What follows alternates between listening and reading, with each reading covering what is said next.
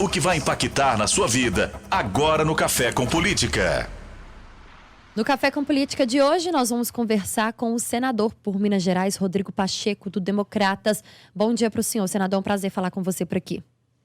Bom dia, prazer falar com vocês aí no estúdio e também com todos os ouvintes da rádio. Senador, nos últimos 2 dias, o que mais tem sido comentado, além do coronavírus, pelas redes sociais, é o pronunciamento do presidente Jair Bolsonaro, que aconselhava o fim do confinamento em massa e outras medidas que vão na contramão daquilo que é recomendado no mundo inteiro por especialistas, médicos e pelo próprio Ministério da Saúde. Como que o senhor acompanhou essa fala do presidente? Como que o senhor tem acompanhado as medidas do governo federal em relação à pandemia do coronavírus? Logo que terminou o pronunciamento do presidente, houve uma manifestação do Senado, assinada pelo presidente do Senado, Davi Alcolumbre, e também pelo vice-presidente, nosso colega de bancada de Minas, o senador Anastasia, criticando de maneira até um pouco veemente a fala do presidente. Eu próprio manifestei, até por obrigação mesmo, dizendo que ela não acrescentou, ao contrário, ela gerou alguma dúvida na população, porque ela não orientou a população sobre o que fazer. Então, não foi uma fala feliz, na minha opinião, mas eu fiz uma opção de estabelecer conflito, críticas que sejam de ordem política. Não é hora, definitivamente, de disputa desse tipo de disputa política.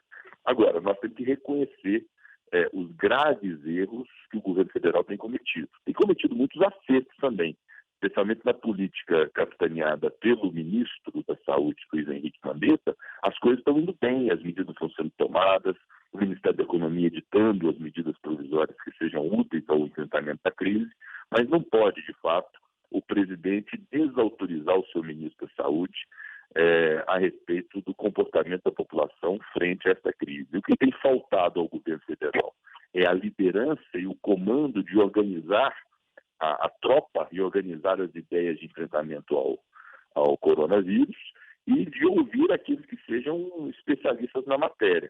Quanto ao mais, têm sido feitas as medidas aí, nós estamos acompanhando no Senado tudo quanto está sendo feito de liberação de recursos para o enfrentamento da crise, de projetos de lei, de medidas provisórias que são úteis e que o governo também está ajudando.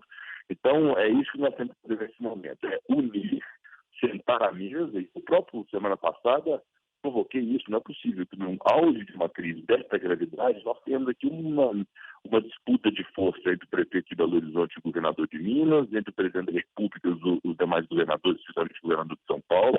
É preciso que todo mundo sente à mesa e encontre um denominador comum. E o denominador comum não está na vontade pessoal do presidente Bolsonaro ou de qualquer outro. O denominador comum está na orientação da Organização Mundial de Saúde e nos comandos do Ministério da Saúde. Eu fiz uma opção também como cidadão de não ouvir ninguém que não seja especialista nessa matéria.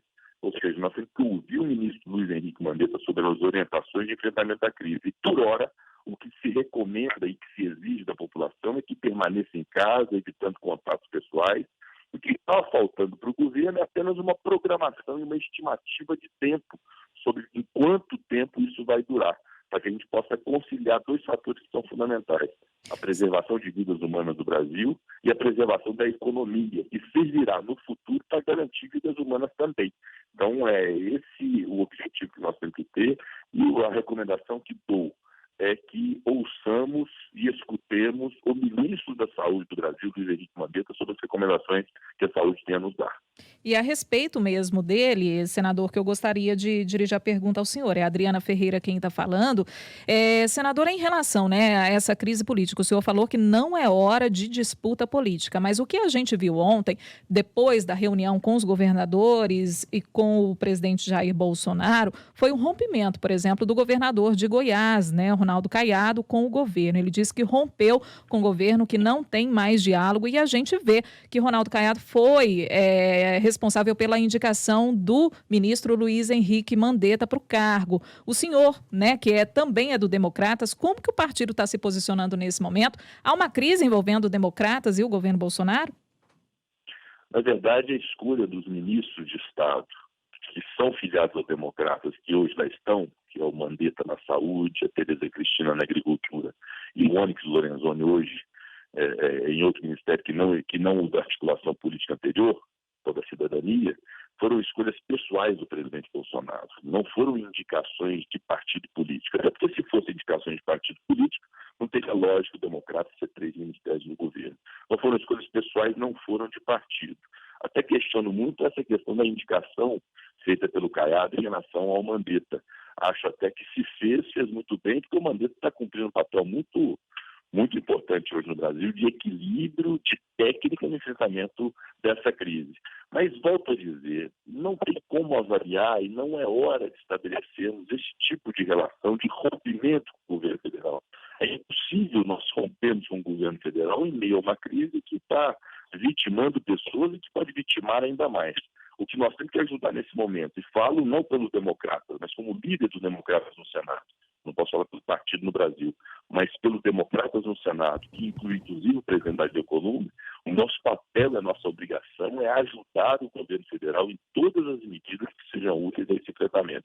Se o presidente foi infeliz na fala dele, nós assim reconhecemos, que ignoremos, porque eu, e recomendo que outros façam, ouçamos, repito, o que é a orientação da Organização Mundial de Saúde e do Ministério da Saúde nesse aspecto. E tomara o presidente possa ter um golpe de consciência de entender que ele tem que liderar um processo que envolve ele, envolve o vice-presidente, envolve os ministros, envolve governadores, prefeitos e a sociedade em geral.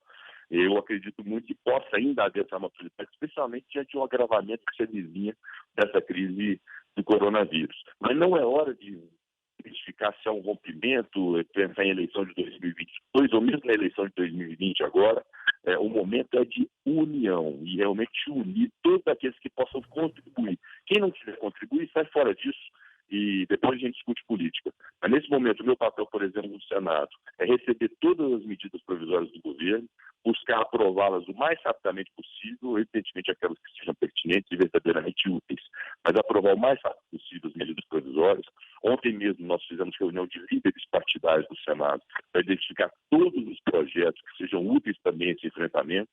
Hoje eu serei relator na sessão do Senado Federal de um projeto que antecipa recursos do Fundo de Participação dos Municípios, agora para o mês de abril, para ajudar as prefeituras municipais no enfrentamento da crise, com essas medidas que nós temos que tomar.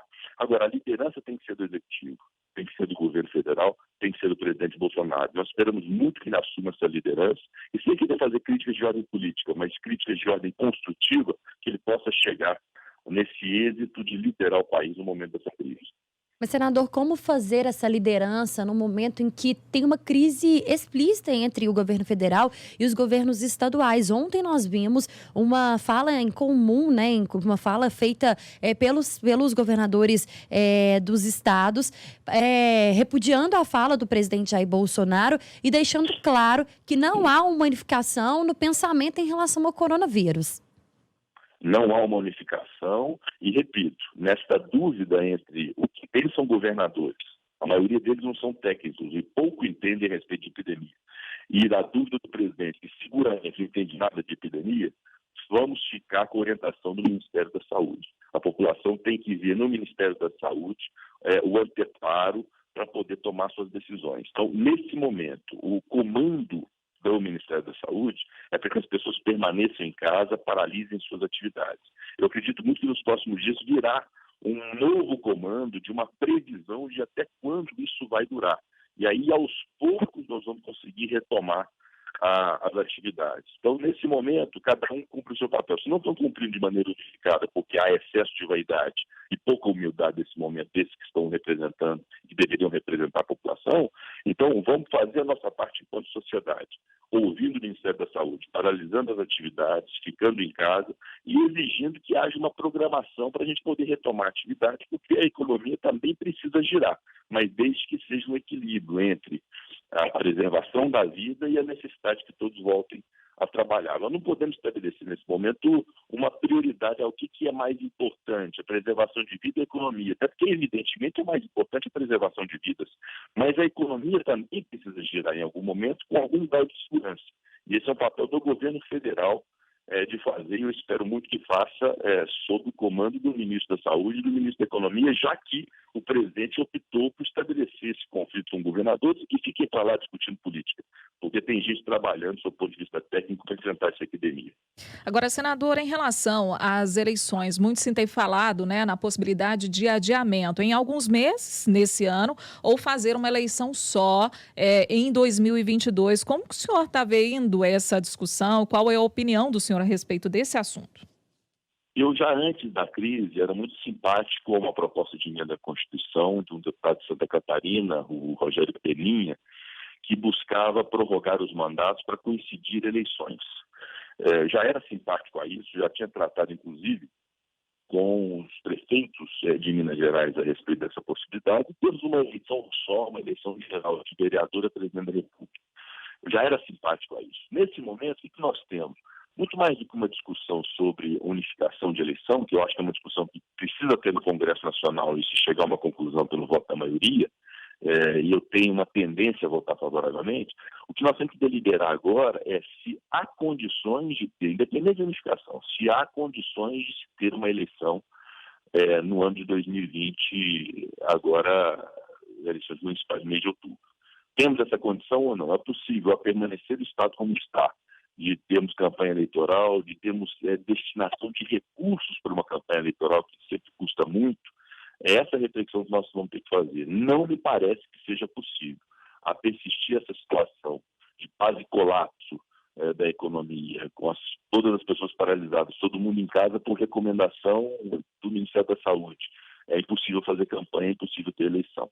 Então, a princípio, há uma tendência de que não aconteçam as eleições. Mas pode ser que agora, no decorrer de abril, as coisas mudem, haja um novo comando do Ministério da Saúde para que retomemos as nossas atividades, especialmente os mais jovens, desde que isso seja seguro a todas as pessoas, inclusive aos idosos e portadores de doenças crônicas. Então, havendo essa segurança, havendo um novo comando para que possamos restabelecer a rotina, nós não vamos discutir cancelamento de eleição. Mas se continuar isso como está hoje, neste dia, daqui um mês, daqui 2 meses, infelizmente, nós não vamos ter condição de fazer eleição e vamos ter que discutir a unificação no Congresso Nacional. Ô, senador, e se por acaso o fundo eleitoral, se for aprovado o uso do fundo eleitoral na saúde, como que isso pode impactar nas eleições, sendo neste ano ou sendo feito de forma unificada? Bom, o Brasil fez uma opção ao acabar com aquela promiscuidade da relação do meio empresarial com a classe política, de acabar com as doações privadas, estabeleceu-se um formato de doações de dinheiro público, de recursos públicos para financiar campanhas eleitorais.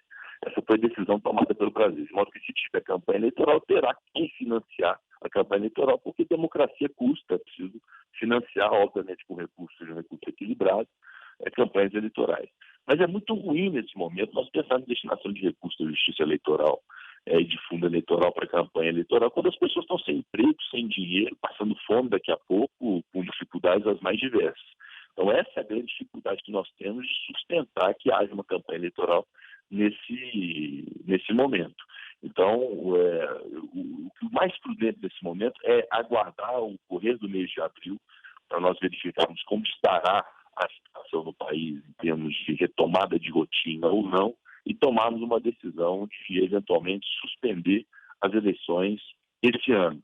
E, de qualquer modo, o gasto feito a título de fundo eleitoral, 2 bilhões, mais outros 2 bilhões da própria eleição em si, esse recurso destinado ao combate ao Covid, destinado à saúde dos municípios, especialmente esse recurso deveria ir para os municípios, já que são eleições municipais, verdadeiramente, não só para nós que estamos no Senado, mas para a população em geral, me parece mais justo e mais equilibrado e mais razoável. Destinar toda a energia que nós tivemos, todos os recursos, para a saúde pública e também para a manutenção daquelas pessoas que eventualmente ficaram sem emprego. Hora do bate-pronto. No Café com Política. No Café com Política. Hora do bate-pronto. São perguntas objetivas com respostas objetivas. Combinado, senador? Perfeito. Coronavírus.